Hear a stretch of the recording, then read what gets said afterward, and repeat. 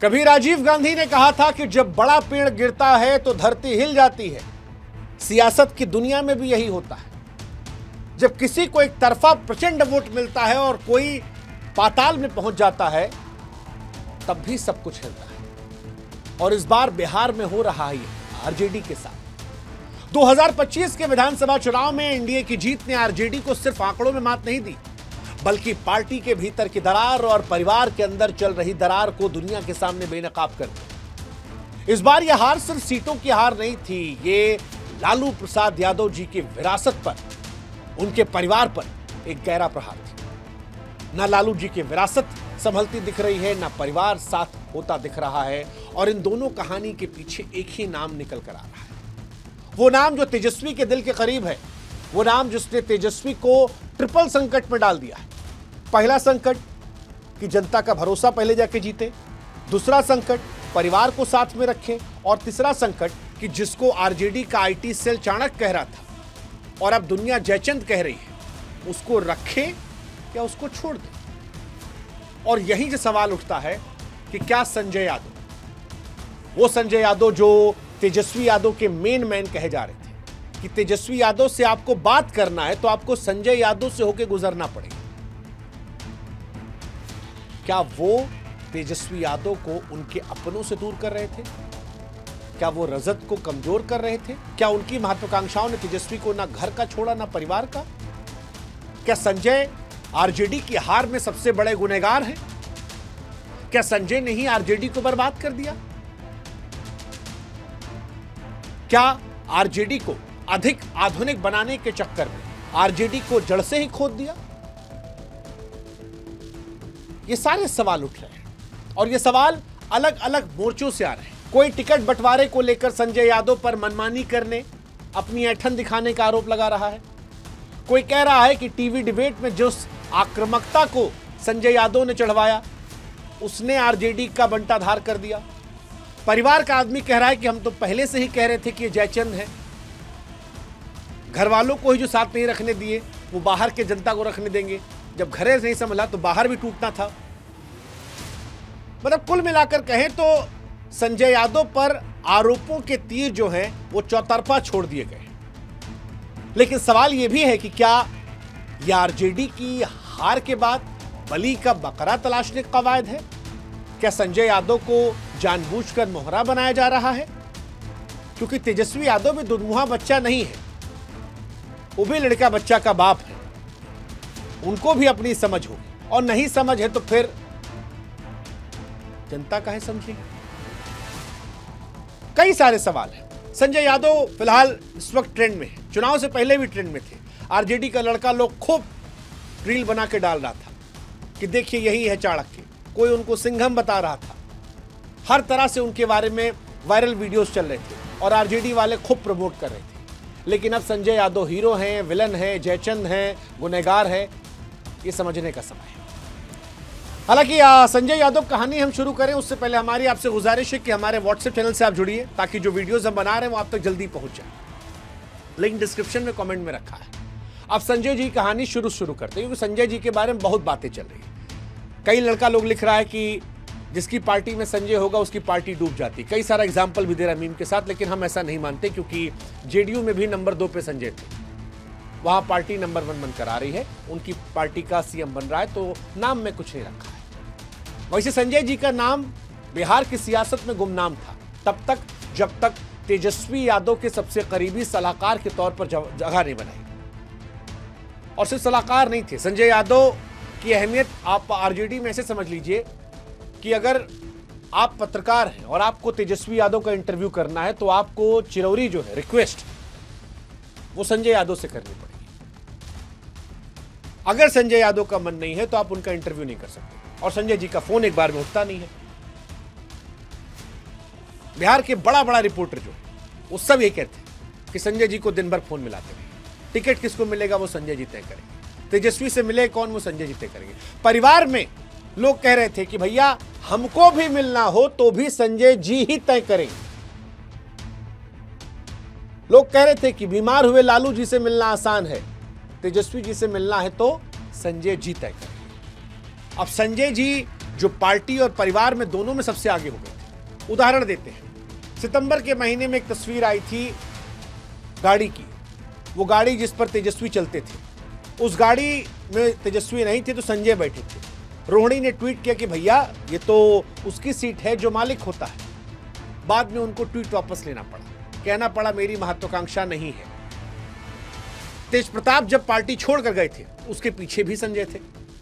तेज प्रताप आज तक कह रहे हैं कि यही जयचंद है, लेकिन संजय हैं कौन? तो संजय जो है वो हरियाणा के रहने वाले हैं, दिल्ली के टोडरमल कॉलोनी में अभी रहते हैं। पत्रकारिता की पढ़ाई माखनलाल से की, फिर आरजेडी ने उनको बिहार से राज्यसभा भेज दिया और ये सब कुछ तेजस्वी यादव की वजह से हुआ था। आज के दौर में संजय यादव तेजस्वी के मेन मैन है, वो शख्स जिनके बिना तेजस्वी कोई फैसला नहीं लेते, चाहे रैली, इंटरव्यू, टिकट बंटवारा, कम्युनिकेशन स्ट्रेटजी, मीडिया, कौन सा प्रवक्ता कहां जाएगा, क्या होगा, कैसे होगा, कितना होगा, कब तक होगा, ये सब संजय तय कर ले। चुनाव आयोग को दिए हलफनामे में संजय कहते हैं कि उन्होंने पत्रकारिता की पढ़ाई की है। आरजेडी का लड़का लोग, जैसा हमने बताया, चाणक्य कहता है, लेकिन अब यही चाणक्य की उपाधि उनके लिए गले की हड्डी बन गई है, क्योंकि जिन संजय की रणनीतियों को नई आरजेडी का उदय माना जा रहा था, वो जब इतने पे सिमट गई तो सबसे बड़ी कमजोरी भी वही बन गई और सारा सवाल जो है वो संजय की तरफ हुआ। अब सवाल यह है कि संजय यादव की संपूर्ण क्रांति ही क्या बर्बाद कर गई? पूरी तरह गलत तो नहीं है, क्योंकि बिहार की राजनीति में लालू यादव और उनका परिवार का एक इंपैक्ट था। उन पर आरोप लगते थे कि भैया ये लोग परिवारवाद वाले हैं, लेकिन पॉलिटिक्स में ये लोग एक्टिव थे, परिवार एक साथ नजर आता था। ये पहला चुनाव था जिसमें लालू यादव परिवार से तेजस्वी के अलावा कोई दिखाई नहीं पड़ा। अगर आपने सिलेक्शन कैंपेन को देखा, तेजस्वी यादव को छोड़कर कोई आदमी नहीं था, केंद्रीय मंत्री सब गायब थे। मतलब ना राबड़ी देवी जी थी, ना मीसा भारती जी थी, तेज प्रताप पहले ही भगा दिए गए थे और रोहिणी जो थी वो भी हटा दी गई थी। और पूरे इलेक्शन में सवाल चला था कि क्या परिवार टूट गया है। इस बिखराव के जिम्मेदार को लेकर भी संजय यादव का नाम चल रहा था। परिवार के ही लोग कह रहे थे, इसलिए कहने में दुनिया में किसी गुरेज भी नहीं है। अब इसको देखने का दो नजरिया, एक पारिवारिक महत्वाकांक्षा रोहिणी जी की, तेज प्रताप जी की, दूसरा तेजस्वी जी ने संजय यादव को बैडमैन बनवा के अपने आसपास सबको साइड कर दिया। अब अगर बड़ी कंपनी चलानी हो तो आपको एक बैड बॉय रखना पड़ता है, जो रिप्रेजेंट तो मालिक को करता है, लेकिन सारा बुराई वो लेता है। और वो बुराई इसलिए लेता है ताकि मालिक जो है उसकी गुड इमेज बनी रहे। ये बिजनेस हाउसेस में अक्सर होता है कि एक बुरा इंसान बनाया था।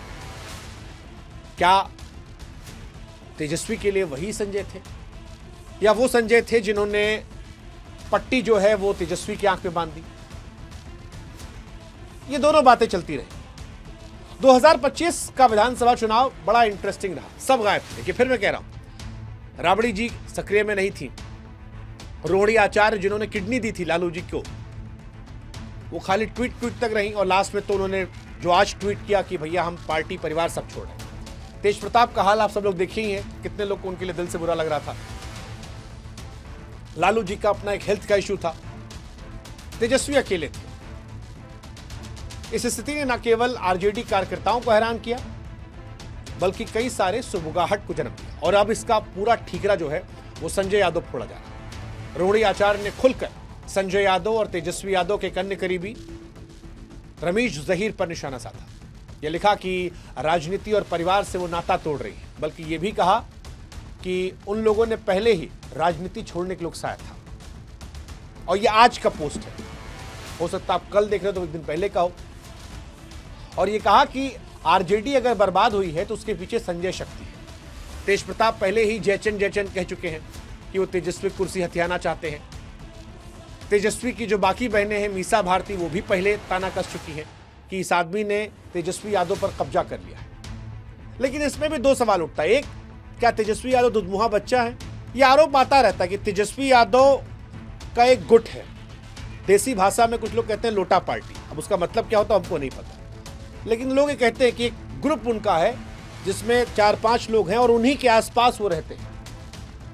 शाम के बाद तेजस्वी जी से कोई मिल नहीं सकता है, एक को आदमी को मिलना अलाउड नहीं है, और बिना संजय जी के तो कोई बात तक नहीं कर सकता है। और ये बात परिवार भी इनडायरेक्टली कहता है, ये बात पत्रकार भी इनडायरेक्टली कहते हैं जो बिहार गए हैं, और ये बात जनता भी धीरे धीरे कह रही है। अब सवाल ये है कि यह तेजस्वी जी ने जाने करवाया या संजय ने वाकई में लालू परिवार को बिखेर दिया, या परिवार की महत्वाकांक्षा जो है उसके चक्कर में हुआ, या आरजेडी की हार के लिए एक आदमी को जिम्मेदार ढूंढना है तो संजय पे ही सारा बिल फाड़ दिया गया।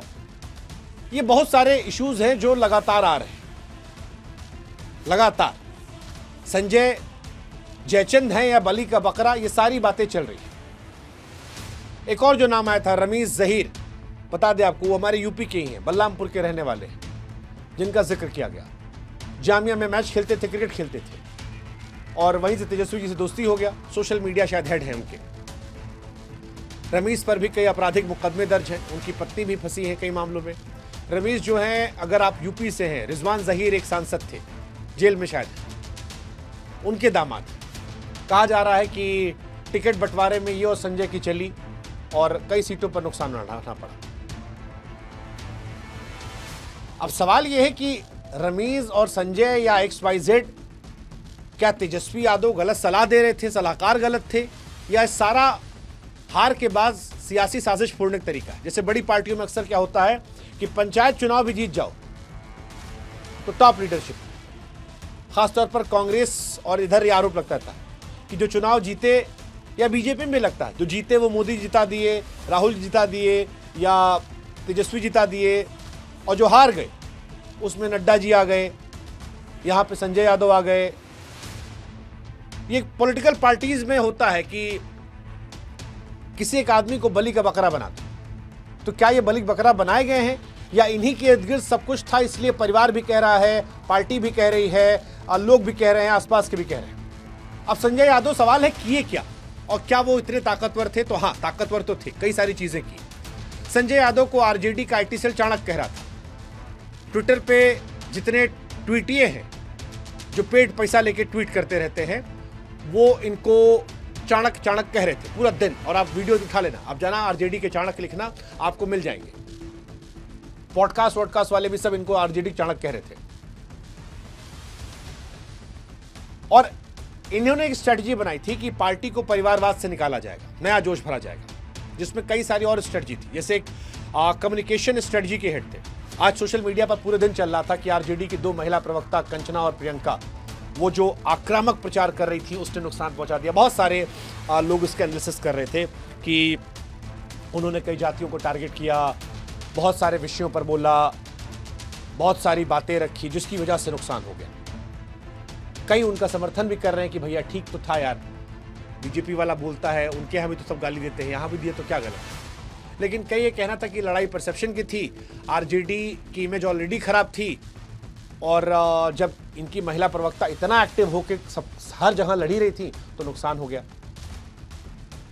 अब हमारा इससे कोई लेना देना नहीं है, इस पर मेरी कोई राय भी नहीं है, क्योंकि ये पार्टी का अपना फैसला होता। अगर आरजेडी जीत जाती तो सब इसी की तारीफ कर रहे होते। आरजेडी हार गई है तो अब संजय यादव के हर फैसले पर सवाल होंगे। तो ये सवाल एक उठ रहा है कि उन्होंने जो एक्स्ट्रा आक्रामक स्ट्रेटजी अपनाई वो नुकसान कर दी। लड़का लोग भी जो रील बना बना के ठोक रहा था, हम यादव हैं, फलनवा है, ढमकवा है, कट्टा है, ये है वो सब वायरल हो गया और ये नुकसान कर गया। अब इसका एनालिसिस हो रहा है। एक उन पर टिकट बंटवारे का भी आरोप लग रहा है कि गलत टिकट बांटा। जैसे परिहार की सीट थी, परिहार की सीट पर ऋतु जायसवाल ने आज पोस्ट भी किया है। तकरीबन 68,000 ऋतु जायसवाल को वोट मिले। आरजेडी से जो चुनाव लड़ रही थी उनको 48,000 वोट मिले और बीजेपी वाला 80,000 में जीत गया।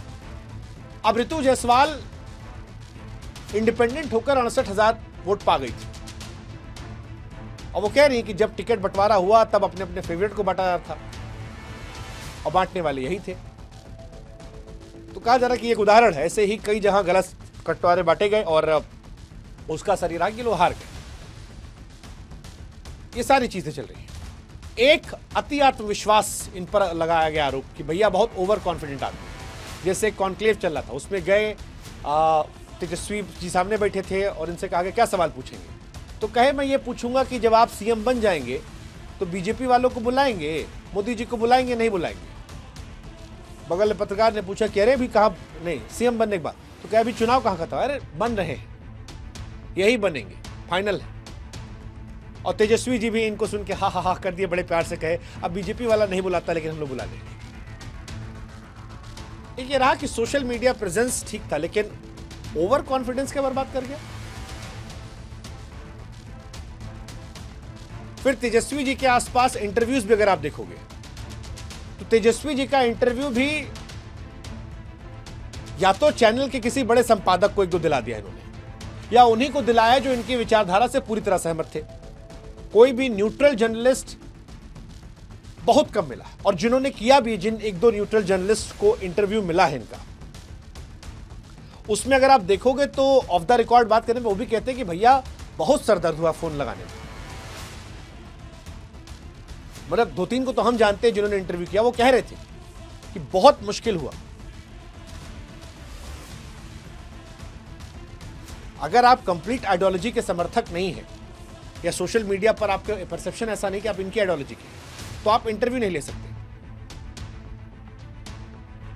या अगर आपको कोशिश करनी तो आप संजय जी को फोन मिलाते रहिए, दिन भर फोन मिलाते रहिए। हमारे यहां एक पत्रकार होता है कि दिन भर फोन मिलाते रहिए, उठ गया तो देखा जाएगा।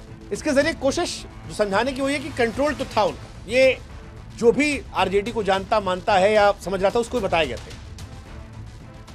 और फिर ये मामला गड़बड़ा गया। अब अगर ये जीत जाते तो ये सारा हिट था, लड़े तो जीते नाम सरदार का, हारे तो सरदार का, ये सारी बात आ रही है। हालांकि फिर भी मेरे मन में एक सवाल आ रहा है कि क्या ये सारी बातों के बाद भी नंबर 2 को जिम्मेदार कंप्लीट फेलियर का ठहराना सही है, या बलि का बकरा बनाना और हार का मोहरा बनाकर पेश करना ताकि बिल उस पर फाड़ दो, तेजस्वी से मामला साइड हो जाए। लगता है कि हां यह भी सच है। आरजेडी की हार के बाद संजय यादव को निशाना बनाना आसान है, क्योंकि तेजस्वी पर निशाना लगाने की आरजेडी कार्यकर्ताओं में या परिवार में भी शायद उतनी हैसियत नहीं है। He is way too powerful in RJD, और बाकी कार्यकर्ता कोई करेगा नहीं। बाहर भी लोग बच रहे हैं। सवाल यह है कि क्या आप बलि का बकरा बना रहे हैं? कुछ लोग ये मानते हैं कि तेजस्वी और लालू परिवार को अपनी कमजोरियों को समझना होगा। इस हार की जो असली वजह है, इस हार की वजह अगर संजय यादव है तो फिर यह सवाल है कि तेजस्वी यादव की भूमिका क्या थी। क्या वो इतने कमजोर नेता हैं कि अपने एक सलाहकार की सारी बात आंख मूंद के मान लेते हैं? और अगर मान लेते हैं तो फिर वो काहे के नेता है? अच्छा हुआ जनता ने उनको नहीं चुना। आरजेडी पर परिवारवाद का बोझ हमेशा से था, संजय ने तोड़ने की कोशिश की। क्या इसी ने पारिवारिक कलह को सामने रख दिया जो परिवारवाद से वो आगे निकाल रहे थे, जिसके चक्कर में पूरा परिवार संजय को ही बलि का बकरा बना रहा? और जहां तक बात जनता से दूरी की है तो एनडीए को प्रचंड बहुमत मिला, आरजेडी को नहीं। लेकिन क्या यह केवल संजय गलती हो सकती है? संजय के समर्थक ही बचाव कर रहे हैं कि भाई उन्होंने बेहतर कोशिश की। उनके महिला प्रवक्ताओं ने सामने वाली पार्टी को उसी की भाषा में जवाब देने की कोशिश की। लड़ते तो शायद सारा क्रेडिट उनका होता तेजस्वी जी के साथ, लेकिन जब दोष आ रहा है तो दोष में भी उनको भी दोष दीजिए, लेकिन तेजस्वी जी के साथ। यही सवाल है। खैर, उनका पार्टी का मसला है, हमारा पक्का एनालिसिस करना है। आरजेडी की हार ने तेजस्वी यादव के सामने दोहरी चुनौती खड़ी कर दी। पहली पार्टी को फिर से खड़ा करना, दूसरी परिवार को जोड़ना। संजय यादव इस पूरे ड्रामे के केंद्र में। उनके समर्थक एक दूरदर्शी रणनीतिकार मानते हैं जिसने आरजेडी को मॉडर्न बनाने की कोशिश की, लेकिन आलोचक, खासकर लालू का परिवार जो है, वो उन्हें जयचंद गद्दार कहकर कोस रहा है। सवाल यह है, क्या वाकई में आरजेडी की बर्बादी के गुनहगार हैं या फिर सियासी हार के बाद बलि का बकरा बने जा रहे हैं? तेजस्वी के सामने सबसे बड़ा सवाल यही है कि पहले परिवार को जोड़े या बिहार की जनता का फर्ज जीते। और क्या संजय यादव की इस जंग में तेजस्वी उनके साथ रहेंगे, या एक हार दोस्ती में दरार पैदा करेगी और उनको पार्टी से बाहर का रास्ता दिखाया जाएगा? बिहार की सियासत में ऐसा लगता है कि आने वाले दिनों में काफी कुछ बदलेगा। संजय यादव का नाम इस बदलाव की कहानी में कई बार उभरेगा, चाहे हीरो के तौर पर या विलेन के तौर पर। लेकिन फिर वही कहानी है कि जब बड़ा पेड़ गिरता है तब धरती हिलती है। जब एक बड़ा चुनाव खत्म होता है और एक तरफा वोट पड़ता है तो कई तरह की चर्चा होती है। इस बार चर्चा आरजेडी की बर्बादी है। जिम्मेदार कौन? आप अपनी बुद्धि से कमेंट सेक्शन में बता दो।